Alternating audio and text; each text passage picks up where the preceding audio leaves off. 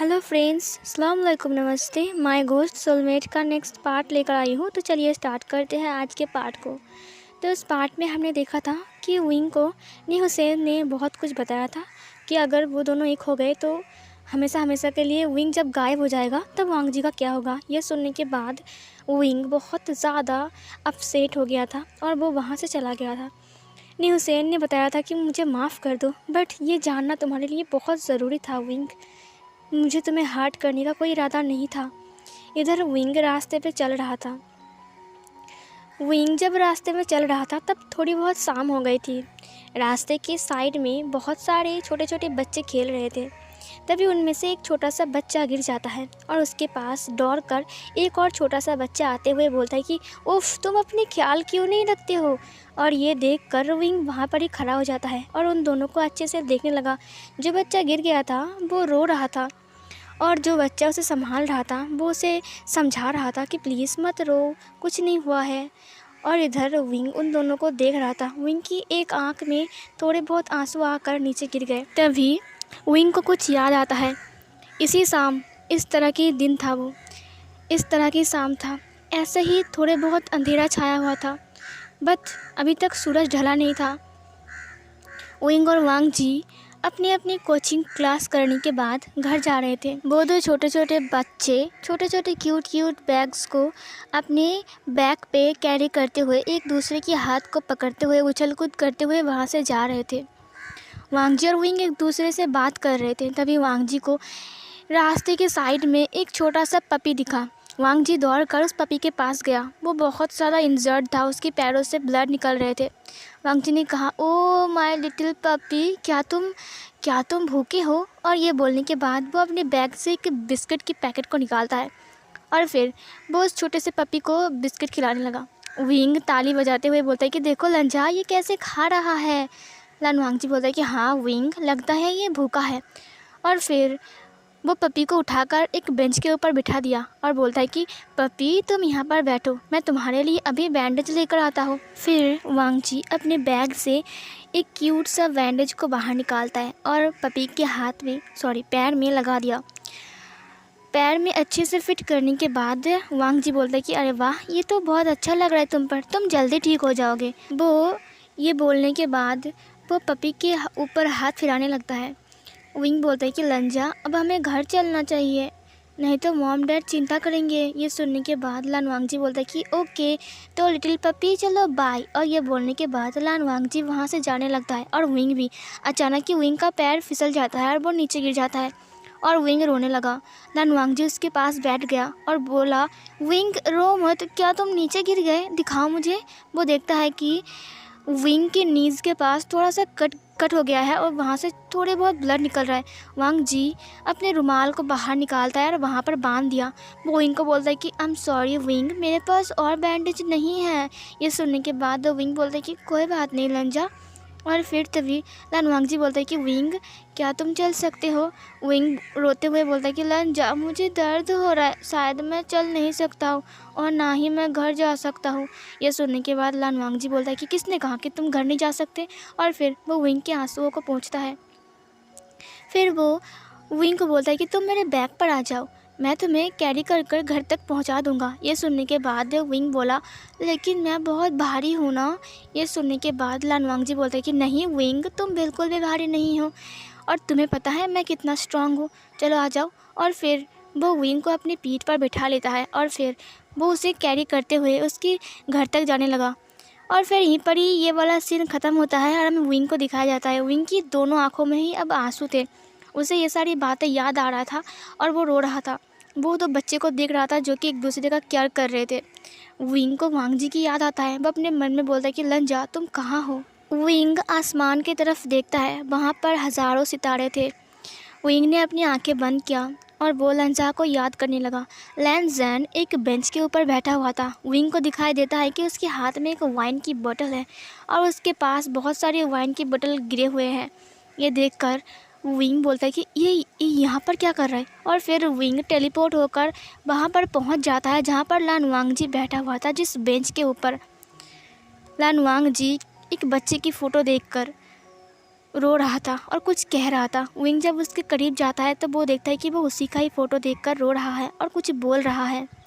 जैसे विंग थोड़ा करीब जाता है तब वांग जी स्माइल करते हुए बोलता है कि विंग तुम आ गए, और वो पीछे मुड़ा। फिर वो विंग को देखा। फिर वो एक गहरी सांस छोड़ते हुए बोलता है कि तुम यहाँ क्या कर रहे हो, क्यों आए हो यहाँ पर, क्यों कर रहे हो तुम मेरा पीछा। ये सुनने के बाद विंग उसे बोलता है कि अगर यही सवाल मैं तुमसे पूछूं तो तुम यहाँ पर क्या कर रहे हो, और तुम ड्रिंक कर रहे हो। ये सुनने के बाद लान वांग जी बोलता है कि उससे तुम्हें क्या। विंग बोलता है कि मुझे फ़र्क पड़ता है, तुम यहाँ पर क्या कर रहे हो, अभी अंधेरा होने वाला है, ये जगह कितनी खतरनाक है। वांग जी बोलता है कि मैं यहाँ पर क्या कर सकता हूँ इंतज़ार के अलावा। ये सुनने के बाद विंग कहा इंतज़ार, और फिर लान वांग जी गहरी सांसें छोड़ते हुए बोलते कि हाँ इंतज़ार। फिर विंग जाकर उसके पास बैठ गया, चुपचाप बैठ गया। वो बोलता है कि किसका इंतज़ार कर रहे हो तुम। वांग जी ने कहा मेरे प्यार का, मेरा विंग का। ये सुनने के बाद विंग की आंखों में थोड़े बहुत आंसू आ गए थे। विंग बहुत मुश्किल से खुद को संभालता है। वो लान वांग जी की तरफ देखा। लान वांग जी की आंखों में आंसू थे। लान वांग जी ने कहा तुम्हें पता है आज से कितने साल पहले उसने मुझे अकेला छोड़कर यहाँ से चला गया। मेरे हाथों को उसने छोड़ दिया। मैंने कहा था कि वो भारी नहीं है, मैं उसे उठा लूँगा ऊपर, हम दोनों साथ में खेलेंगे, लेकिन उसने मेरा हाथ छोड़ दिया और वो वहाँ से नीचे कूद गया। वो गिर गया नीचे, मैं उसे बचा नहीं पाया। फिर वांग जी सारी की सारी बातें को विंग को बताने लगा कि उस दिन क्या क्या हुआ था। वांग जी ने बताया कि किस तरह से विंग नीचे गिर गया। विंग को तो सब कुछ पता था, लेकिन फिर भी ये सुनकर उसकी आंखों से आंसू बहते ही जा रहे थे। वो रो रहा था। उसका मन कर रहा था कि वो अभी वांग जी को हग कर ले, उसे सब कुछ बता दे कि लंजा मैं तुम्हारा विंग हूँ, और वो लन वांग जी को खूब प्यार करे, बहुत प्यार करे, उसे अपने पास बुलाए।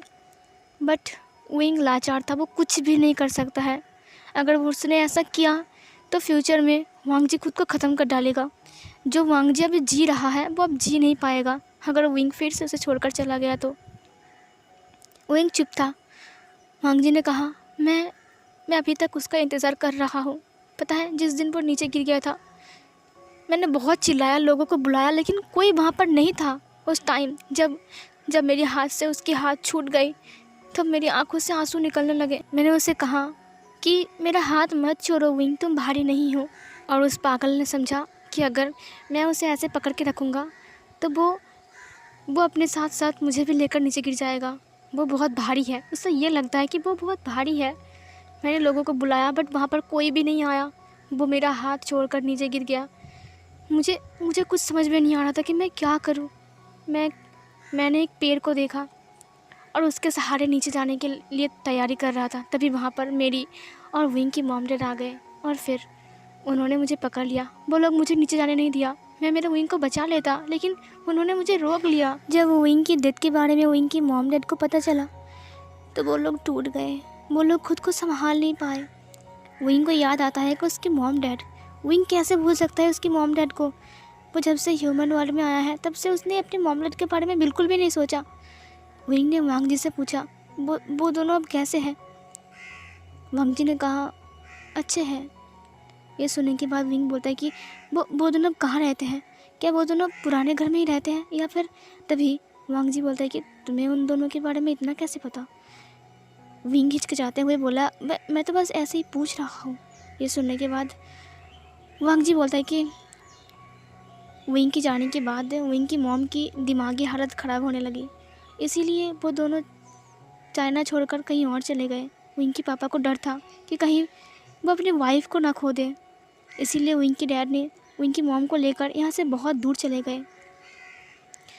बट मुझे पता है कि वो लोग जहाँ भी हैं वो लोग ठीक हैं शायद। ये सुनने के बाद विंग थोड़ा सा रिलैक्स फील करता है कि फाइनली उसकी मॉम डैड तो ठीक है। वो वांग जी की तरफ देखता है। वांग जी बोलता है कि मैं इंतज़ार कर रहा हूँ कि कब मेरा विंग मेरे पास वापस आएगा।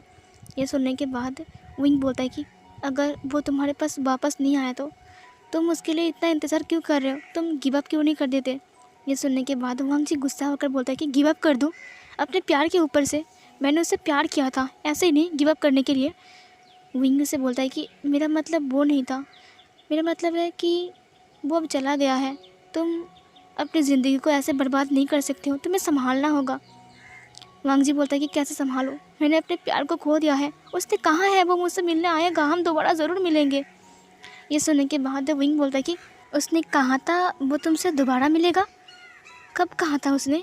ये सुनने के बाद वांग जी बोलता है कि वो जब नीचे गिर गया था ना मेरा हाथ छोड़कर, उसने मुझसे कहा लंजा हम दोबारा ज़रूर मिलेंगे। विंग ये सुनकर हैरान हो जाता है। विंग सोचने लगा, विंग को अब दिखाई दे रहा था कि वो नीचे गिर रहा है। वो बस वांग जी की फेस की तरफ देख रहा था जिसकी आंखों में सिर्फ आंसू थे और वांग जी विंग के लिए बस डरे जा रहा था। वो विंग की तरफ देख रहा था, उसकी आंखों में एक अजीब सा डर दिखाई दे रहा था। वो हेल्पलेस था, वो विंग को बचा नहीं पाया। विंग को सब कुछ याद आ रहा था कि कैसे वो लन वांग जी एक साथ स्कूल जाते हैं, कैसे खेलते हैं, उछल कूद करते हैं, एक दूसरे की टिफ़िन को शेयर करते हैं, एक दूसरे के साथ ढेर सारी बातें करते हैं, खेलते हैं, जहाँ पर भी जाते हैं साथ में जाते हैं। अब वो वांग जी के साथ नहीं है। उसकी आंखों में एक बूंद आंसू नीचे गिर गए। तभी विंग ने कहा लंजा हम दोबारा फिर मिलेंगे। फिर विंग फिर से लन वांग जी की तरफ देखते हुए बोलता है कि तुम्हें कैसे पता कि मैंने तब कहा था। वो अपने मन में बोलता है। लन वांग जी बोलता है कि क्या तुमने कुछ कहा। विंग बोलता है कि नहीं। फिर लन वांग जी से बोलता है कि एक मिनट, तुम तो एक घोस्ट हो ना। ये सुनने के बाद विंग बोलता है कि फिर लन वांग जी विंग के हाथों को पकड़ता है और बोलता है कि क्या तुम मेरी एक हेल्प कर सकते हो। ये सुनने के बाद विंग हैरान हो जाता है। लन वांग जी ने पहली बार उसके हाथ को पकड़ा। विंग ने कहा कैसा हेल्प। वांग जी ने कहा क्या क्या तुम मुझे बता सकते हो कि मेरा विंग कहाँ है। ये सुनने के बाद विंग अपनी आंखों को बंद करता है और वो अपने सिर को ना में हिलाते हुए बोलता है कि नहीं। लन वांग जी ने कहा क्यों नहीं, तुम क्यों नहीं कर सकते, क्योंकि तुम एक घोस्ट हो, तुम कर सकते हो। क्या तुम मेरे विंग को मेरे पास ला सकते हो। क्या मैं मेरे विंग को देख सकता हूँ जैसे मैं तुम्हें देख पा रहा हूँ, तुम्हें छू पा रहा हूँ। क्या मैं मेरे विंग को भी ऐसे छू सकता हूँ। विंग ने अपने दिल में कहा कि हाँ लंजा, तुम अपने विंग को छू सकते हो, प्यार कर सकते हो, कुछ भी कर सकते हो। तुम्हारा विंग तुम्हारे पास ही है, लेकिन चाहते हुए भी तुम्हारा विंग अपना नाम तुम्हारे सामने नहीं बोल सकता है लंजा। मैं नहीं चाहता कि तुम्हारा दिल फिर से टूट जाए। लन वांग जी विंग के हाथों को छोड़ते हुए बोलता कि ओ तो तुम नहीं कर सकते। विंग अपसेट होते हुए कहा नहीं कर सकता मैं, मुझे माफ़ कर दो। लन वांग जी अपनी वाइन की बोतल को अपनी लिप्स से जोड़ लेता है और वो ड्रिंक करने लगा। विंग उसके हाथों को पकड़ लेता है और बोलता है कि अब बस करो, तुमने कितना ड्रिंक किया है। ये सुनने के बाद लन वांग जी उसकी तरफ देखता है। विंग कहा प्लीज़ खुद को संभालो, तुम बहुत ड्रंक हो। ये सुनने के बाद लन वांग जी हंसते हुए कहा नशा मुझे कभी नहीं होता है, एक वो ही तो था मेरा नशा, वो तो चला गया ना। अब ये तो बस मेरे लिए पानी है। और ये बोलने के बाद वो फिर से पीने लगा। विंग उसके हाथों को छोड़ देता है। वांग जी उठ जाता है। विंग बोलता है कि तुम कहाँ जा रहे हो। वांग जी ने कहा घर जाने का टाइम हो चुका है। ये बोलने के बाद लन वांग जी लड़खड़ाते हुए वहाँ से जाने लगा। विंग उसके पीछे पीछे जा रहा था। लन वांग जी जाते हुए ड्रिंक कर रहा था बोतल को लेके और वो इधर उधर लड़खड़ाते हुए जा रहा था। विंग बार बार देख रहा था कहीं लन वांग जी गिर ना जाए। लन वांग जी बहुत ज़्यादा ड्रंक हो चुका था और वो लड़खड़ाते हुए ऐसे चल रहा था जैसे कि वो अभी गिर जाएगा। विंग उसे लेकर बहुत ज़्यादा वरीड था कि कहीं लन वांग जी कहीं पर गिर ना जाए, उसे कुछ हो ना जाए, इसीलिए विंग भी उसके पीछे पीछे जा रहा था।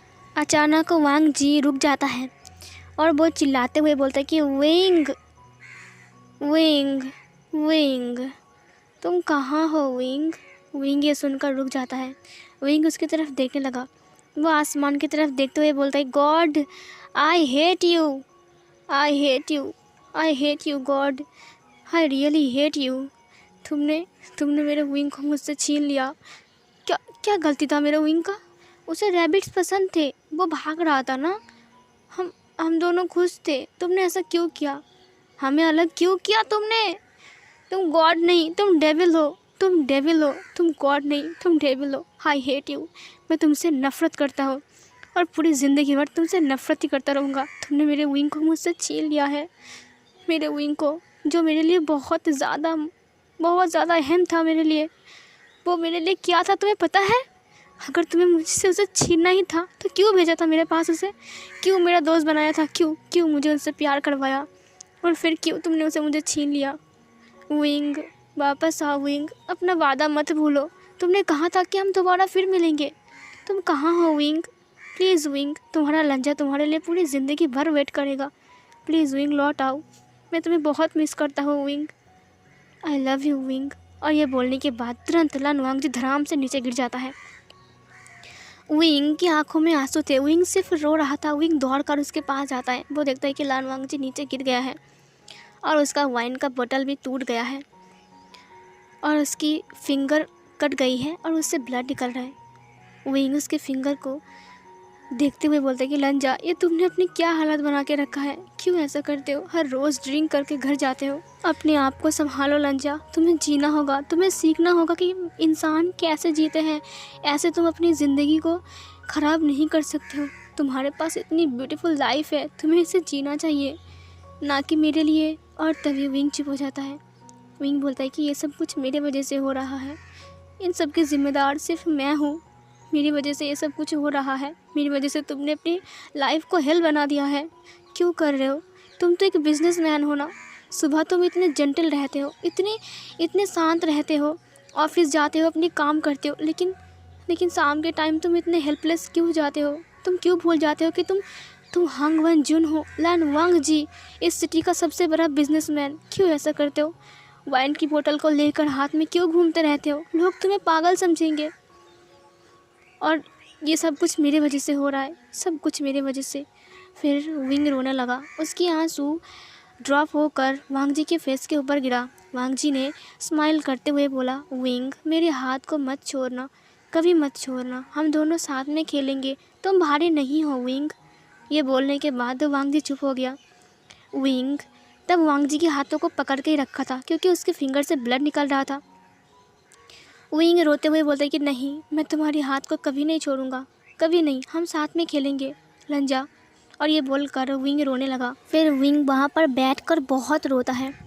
थोड़ी देर रोने के बाद विंग अपने आंसुओं को पोंछता है और फिर वो लान वांगजी की तरफ देखा। लान वांगजी का हेड विंग के लैप के ऊपर था और लान वांगजी एक क्यूट बेबी की तरह आराम से सो रहा था। उसका फेस बहुत ज़्यादा इनोसेंट था। विंग ने कहा, बहुत हो चुका है। अगर ये सब कुछ मेरी गलती है और मेरी वजह से तुम अपनी लाइफ को हेल बना रहे हो तो तुम्हें इससे मुझे ही निकालना पड़ेगा बाहर। मैं तुम्हें निकालूंगा यहाँ से। तुम ऐसे नहीं जी सकते हो, तुम्हें अच्छे से जीना होगा। तुम्हें अपने लिए एक अच्छा लाइफ पार्टनर ढूंढना पड़ेगा जो तुम्हारा ख्याल रखेगा। तुम मेरे लिए अपनी लाइफ को बर्बाद नहीं कर सकते हो। मैं बस 6 महीना हूँ, उसके बाद मैं गायब हो जाऊँगा, लेकिन तुम तो पूरी ज़िंदगी रहोगे ना। अब बस लंजा, बहुत हो गया है। जब तक मैं हूँ तब तक मैं तुम्हारे साथ ही रहूँगा। 6 महीना, पता है 6 महीना बहुत कम है। भले ही मैं तुम्हें अपना सच्चाई ना बताऊँ कि मैं कौन हूँ, लेकिन एक दोस्त बन के तुम्हारे साथ तो रह सकता हूँ ना, तुम्हारा ख्याल तो रख सकता हूँ ना। हालांकि मैं एक घोस्ट हूँ, मुझे कोई देख नहीं सकता है, बट मुझे तुम देख सकते हो। यही मेरे लिए बहुत है, बहुत काफ़ी है मेरे लिए। अब बहुत हो गया है। चाहे मैं गायब क्यों ना हो जाऊँ, मेरे से तो कुछ भी हो जाए, मुझे लीडर आकर सजा दे, लेकिन फिर भी मैं तुम्हें छोड़कर कहीं नहीं जाऊंगा। मैंने सोच लिया है, ये 6 महीना मैं तुम्हारे साथ बिताऊंगा, तुम्हारा दोस्त बनके। जैसे तुम्हारा विंग था ठीक वैसे ही। और ये बोलने के बाद विंग एक स्पेल पड़ता है और वांगजी को लेकर टेलीपोर्ट होकर वो वांगजी के रूम के अंदर आता है। वो वांगजी को बेड के ऊपर लेटा देता है, उसके ऊपर ब्लैंकेट से कवर कर देता है। विंग उसकी तरफ देख रहा था। वांगजी चुपचाप सो रहा था, वो नींद में बरबरा रहा था। विंग अपने कानों को लेकर वांगजी के फेस के पास जाता है सुनने के लिए कि वांगजी नींद में क्या बरबरा रहा है। वांगजी बोलता है कि विंग, तुम्हें वो रैबिट पसंद है ना?